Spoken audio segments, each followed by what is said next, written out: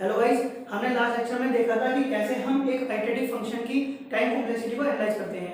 Guys, इस lecture में देखेंगे कि अगर हमें कोई भी रिकर्सिव प्रोग्राम दिया है तो हम उसकी कॉम्प्लेक्सिटी कैसे फाइंड करेंगे।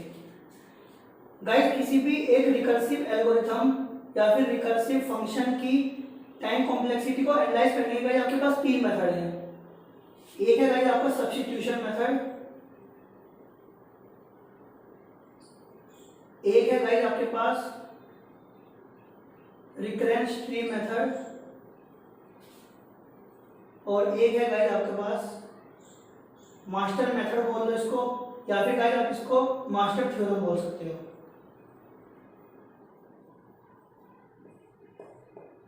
गाइस, जब भी किसी कॉम्पिटिटिव एग्जाम में कोई क्वेश्चन आता है, कोई आपको रिकर्सिव फंक्शन देगा और बोलेगा कि इसकी कॉम्प्लेक्सिटी को फाइंड करो, तो गाइस हम हमेशा कॉम्पिटिटिव एग्जाम में आपका मास्टर मेथड अप्लाई करते हैं, क्योंकि सबसे इजी भी है और भाई सबसे मतलब जल्दी क्वेश्चन सॉल्व इसी मेथड से होते हैं।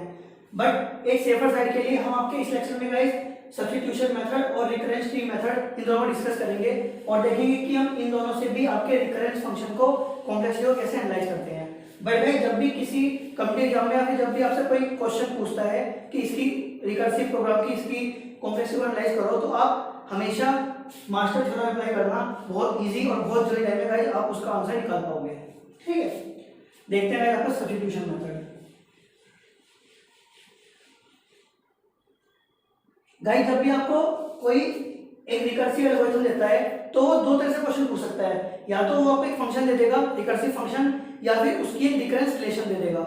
आपको कोई कुछ भी देगा, बात एक ही है, आप गिवन फंक्शन से भी उसकी रिकरेंस रिलेशन बना सकते हो, वरना तो अगर रिकरेंस रिलेशन डायरेक्ट दे दी फिर तो बहुत अच्छी बात है, उससे आप डायरेक्ट अपनी कॉम्प्लेक्सिटी को एनालाइज कर सकते हो। गाइस देखो, जैसे मैं एग्जांपल लेता हूं,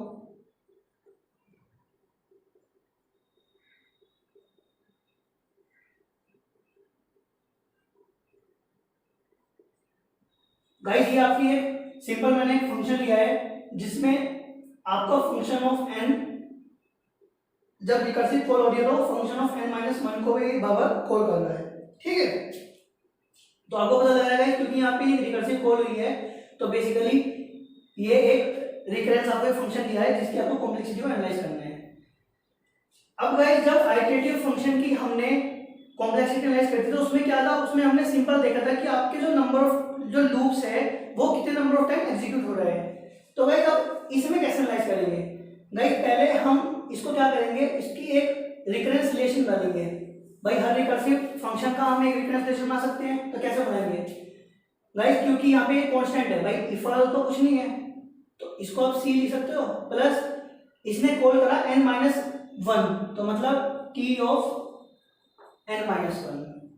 भाई t ऑफ n क्या कर रहा है, t ऑफ n-1 को कॉल कर रहा है, प्लस कुछ उन्हें कांस्टेंट वर्क कर रहा है यहाँ पर। ठीक, इसको आप c बोलो या फिर भाई इसको आप 1 भी बोल सकते हो, जो आपकी इच्छा है आप वो बोल सकते हो, क्योंकि इससे कोई मतलब नहीं है हमें इफ रूप से। ठीक, अब गाइस मैं डिस्कस कर रहा हूँ यहाँ पर आपका सब्स्टिट्यूशन मेथड। गाइस नाम से पता लग रहा है सब्स्टिट्यूशन मतलब हम कुछ ऐसी वैल्यू निकालेंगे जिसको हम बाद में अपने इस रिकर्सिव रिलेशन में सब्स्टिट्यूट कर देंगे। गाइस आपको पता लग गया है, अब मैं इसको इरेज कर देता हूं, इसकी हमें जरूरत नहीं है यहाँ पर। गाइस हमें पता लग गया टी ऑफ एन क्या है आपका, टी ऑफ n-1 प्लस 1। अब गाइस आप पहले यहाँ से तो टी ऑफ n-1 की वैल्यू निकाल दो, तो क्या हो गई, भाई मैंने n की जगह n-1 रख दिया तो ये हो गया प्लस टी ऑफ n-2। एक आप टी ऑफ n-2 की वैल्यू निकाल लो, 1 प्लस टी ऑफ n-3, भाई n की जगह n-2 रखा यहाँ पर तो n-3 हो गया। ठीक है, अब गाइस ये मान लो आप इक्वेशन नंबर 1, इसे मानो 2 और इसे मानो 3। गाइस सब्स्टिट्यूट करो सेकंड इक्वेशन को फर्स्ट में, t ऑफ n-1 की जगह ये वाली वैल्यू रख दो तो क्या हो गया, t of n equal to 1 plus t of n-2 मतलब 2 प्लस t ऑफ n-2। आपको t ऑफ n-2 की वैल्यू पता है, इसको रख दो यहाँ पर, तो 2 plus 1 plus t of n-3, तो भाई ये हो गया आपका 3 प्लस t ऑफ n-3। अब गाइस मुझे ये तो नहीं पता ना यहाँ पे कि जैसे मैंने आप लिखे 3 plus T of N minus 3, अब मैं तो ऐसी एन माइनस 3 की वैल्यू सब्स्टिट्यूट कर सकता हूँ, देन आके एन माइनस 4 ही कर सकता हूँ। तो गाइस हम रुके कहाँ पर जाके, गाइस आपको पता है जब मैंने इसका फंक्शन लिखा तो क्या था कि इफ n ग्रेटर देन 1 तो ये रिटर्न कर रहा था कुछ f ऑफ n माइनस 1। मतलब गाइस आपका रिकरेंस रिलेशन जब चल रहा है जब भी आपकी वैल्यू n की 1 से बड़ी होगी। तो गाइस अगर n की वैल्यू 1 या फिर 1 से छोटी हो गई तो वो आपको ऐसे सिंपल रिटर्न कर जाएगा। अब मुझे तो नहीं पता ना कि ये आपका कहां पर जाके t ऑफ 1 होगा जब रिटर्न करेगा, तो भाई मैं मानता हूँ k टाइम्स बाद जाकर कहीं रिटर्न होगा, तो मैंने 3 जगह यहाँ k रख दिया बेसिकली, ठीक है। अब गाइस मुझे अगर इस रिकरेंस रिलेशन से आंसर निकालना तो मुझे क्या करना पड़ेगा भाई, मुझे वैल्यू t ऑफ 1 की तो पता है, अगर t ऑफ 1 होगा तो मैं ऐसे रिटर्न कर दूंगा, ठीक है। तो बेसिकली मुझे इस n माइनस k की जगह क्या लाना है 1, तो वजह k की वैल्यू निकाल लेते हैं कि कितने टाइम्स बाद जाकर आपकी वैल्यू t ऑफ 1 आएगी। तो वैसे k क्या हो गया आपका n प्लस 1, ठीक है। अब गाइस नहीं सॉरी k हो गया गाइस आपका n माइनस 1। अब आप अपने k की जगह n माइनस 1 रखो एंड देन देखो कि इसकी कॉम्प्लेक्सिटी क्या आ रही है, वही रखो आप अपने इक्वेशन में।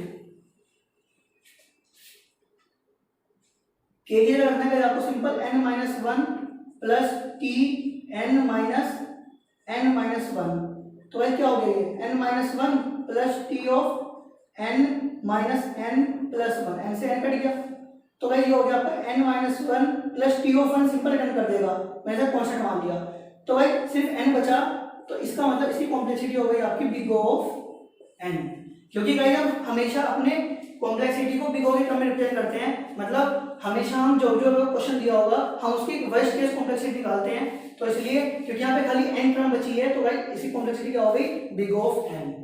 मतलब गाइस सब्स्टिट्यूशन मेथड में कुछ नहीं करा, जो भी आपकी रिकरेंस रिलेशन बनी थी मैंने पहले उसकी कुछ एक दो वैल्यू निकाल ली, जैसे यहाँ पे मैंने t of n minus 1 t of n minus 2 इन सब की वैल्यू निकाली थी, उसके बाद गाइस मैंने उन वैल्यू को सब्स्टिट्यूट करा एंड देन उसके बाद जाकर गाइस मैंने देखा कि आपका फंक्शन कहाँ पर जाकर रिटर्न करेगा, फिर गाइस मैंने उसको कुछ k टाइम्स मान लिया एंड देन मैंने इसको इक्वल टू 1 रखकर यहाँ से पहले k की वैल्यू निकाल ली एंड देन गाइस k की वैल्यू मैंने यहाँ पे सब्स्टिट्यूट कर दी, ठीक है।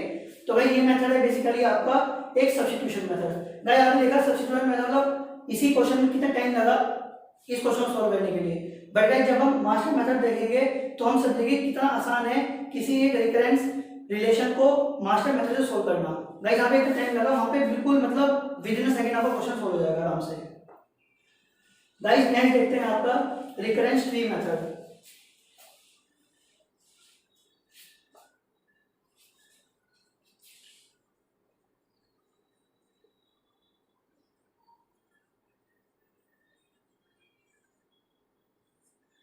गाइस इसका एग्जांपल लेता हूं, लेट सपोज मैंने आपको कोई डायरेक्ट वही दे दिया, मतलब डायरेक्ट रिकरेंस रिलेशन दे दिया आपको 2t of n/2 plus c, मतलब जो आपका एक गिवन फंक्शन है n वो आपका 2 बार टूट रहा है n/2 में, ठीक है। क्या मतलब है अगर कोई t ऑफ n है तो वो आपका t ऑफ n/2 और t ऑफ n/2 में टूटेगा, ये t ऑफ n/2 आपका t of n/4 t of n/4 t of n/4 and t of n/4, ऐसे ही आपका t ऑफ n/4 भी आपका n/8 एंड सो ऑन ऐसे टूट रहेगा।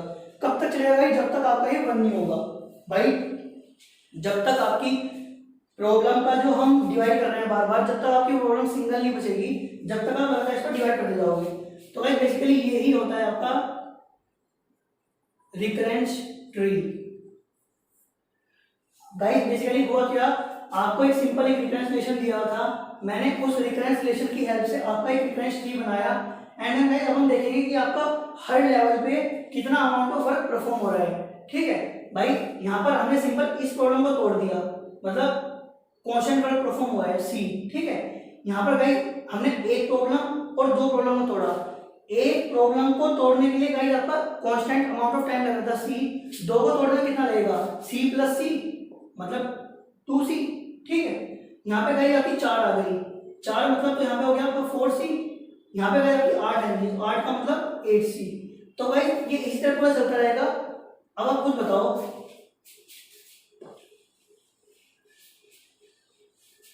जब आपका n/2 और n/2 था तो आपका 2c था। जब n/4 n/4 में डिवाइड हो रहा था तो उस लेवल पे भाई 4c वर्क आया। जब n/8 n/8 हुआ तो 8c आया। गाइस ऐसे जब आखिरी लेवल में 1 आएगा तो उसका क्या मतलब है भाई, 1 का मतलब ये तो है n/n। तो गाइस उस लेवल में वर्क कितना होगा बेसिकली आपका nc। ठीक है, अब हमने रिकरेंस ट्री बनाकर ये देख लिया कि जब हमारा रिकरेंस ट्री कंप्लीट हमने बना लिया तो उसमें हमारा हर लेवल पे कितना अमाउंट ऑफ वर्क हो रहा है। अब गाइस हमें कुछ नहीं करना, हमें इसी वर्क को आपका सम करना है गाइस। यही आपका सिंपल एक कॉम्प्लेक्सिटी यहाँ से दे देगा। जैसे गाइस यहाँ पे है क्या आपका c plus 2c plus 4c plus 8c up to nc। Guys c को मैं ले लेता हूँ तो क्या हो गया ये 1 plus 2 plus 4 plus 8 up to n। अब गाइस यहाँ पे आप एक चीज देखो, यहाँ पे जो ये आपकी सीरीज है ये पूरी 2 की पावर में चल रही है भाई, 2 4 8 आगे 16 32 ऐसी। तो मैं गाइस इस n को भी यहाँ पे कुछ 2 की पावर में मान लेता हूँ जिससे कि मेरा क्वेश्चन सोल्व हो जाए, मतलब आसानी से सोल्व हो जाए। गाइस उससे कोई फर्क नहीं पड़ेगा आंसर पे, बट एक अपने सॉल्यूशन को आसान बनाने के लिए गाइस मैं उसको मान लेता हूँ कि मैंने मान लिया n की वैल्यू 2 की पावर k।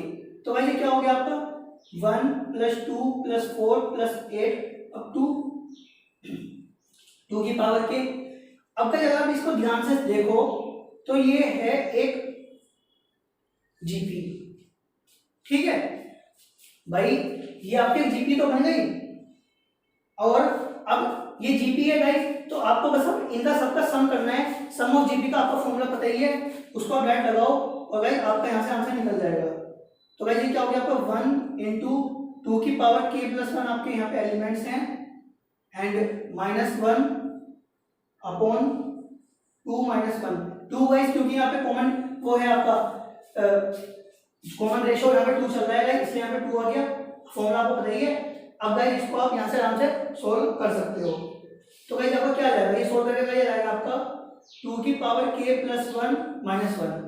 अब गाइस आपको पता है मैंने n को 2 की पावर k माना, तो 2 की पावर n प्लस 1 क्या होगा भाई, आप एक बार मुझे खुद बताओ कि जब आपका n की वैल्यू 2 की पावर k था तो 2n की वैल्यू क्या होगी 2 की पावर k प्लस 1, समझे। तो भाई ये 2 की पावर k प्लस 1 क्या हो गया, k प्लस 1 हो गया आपका सिंपल n, तो c इंटू 2n माइनस 1, समझे नहीं भाई। जब हमने n को 2 की पावर k माना था और आपका यहाँ पे क्या आया, यहाँ पे क्या आया आपका 2 की पावर k प्लस 1 माइनस 1। तो भाई क्योंकि जब हमने n को 2 की पावर k माना तो 2 की पावर k प्लस 1 क्या हो गया आपका 2n, तो 2n माइनस 1। अब गाइस ये तो आपका सिंपल कांस्टेंट है, तो क्या बच गया c और 2n। गाइस यहाँ पे c भी कांस्टेंट है, 2 भी एक कांस्टेंट टर्म है, तो भाई इसकी कॉम्प्लेक्सिटी क्या हो गई बिग ऑफ n। मतलब क्या कर रहा है हमने बेसिकली जो आपका रिकरेंस रिलेशन था उसके बेस पे एक रिकर्शन ट्री बनाया जो डिफाइन कर रहा है कि आपका हर लेवल पे कितने अमाउंट ऑफ नोड में वो टूटेगा। उसके बाद हम देखेंगे कि आपका हर लेवल पे कितना टोटल वर्क हो रहा है, एंड देन हमने उन सारे वर्क को आपका ऐड कर दिया और बाद में जो भी आपकी एपी जीपी जो भी बनती है उस हिसाब से आप सॉल्व करके उसको आराम से अपने यहाँ पे फाइंड कर सकते हो। ठीक है, तो गाइस ये 2 तरीके थे, मतलब ये सिर्फ आपको सुझाने के लिए था, वरना गाइस कभी भी हम कॉम्पिटिटिव एग्जाम में इन मेथड्स को यूज नहीं करते हैं। मेथड गाइस हम सिर्फ मास्टर यूज करेंगे, मास्टर थ्योरम। अभी नेक्स्ट टाइम डिस्कस करूंगा मास्टर थ्योरम के बारे में। गाइस बहुत इजी है, सिंपल। मैं उसके आपको पहले सिंपल एक यहाँ पे पूरी उसकी थ्योरम लिख दूंगा, फॉर्मूले लिख दूंगा। आपको बस अगर ये फॉर्मूले याद है तो आपको डायरेक्ट क्वेश्चन में लगाना है और आपका within a second answer आ जाएगा। आपको कोई जरूरत नहीं है इतना बड़ा मेथड कोई सॉल्व करने की। ठीक है भाई, बहुत पॉपुलर मेथड है मास्टर थ्योरम। नेक्स्ट सेशन में मिलते हैं गाइस उसके साथ। इतना आप इन दोनों को ध्यान से समझ लें एक बार कि कैसे हमने सब्स्टिट्यूशन मेथड और रिकर्शन ट्री मेथड को कैसे हमने सोल्व करा उसके हेल्प से। Thank you guys.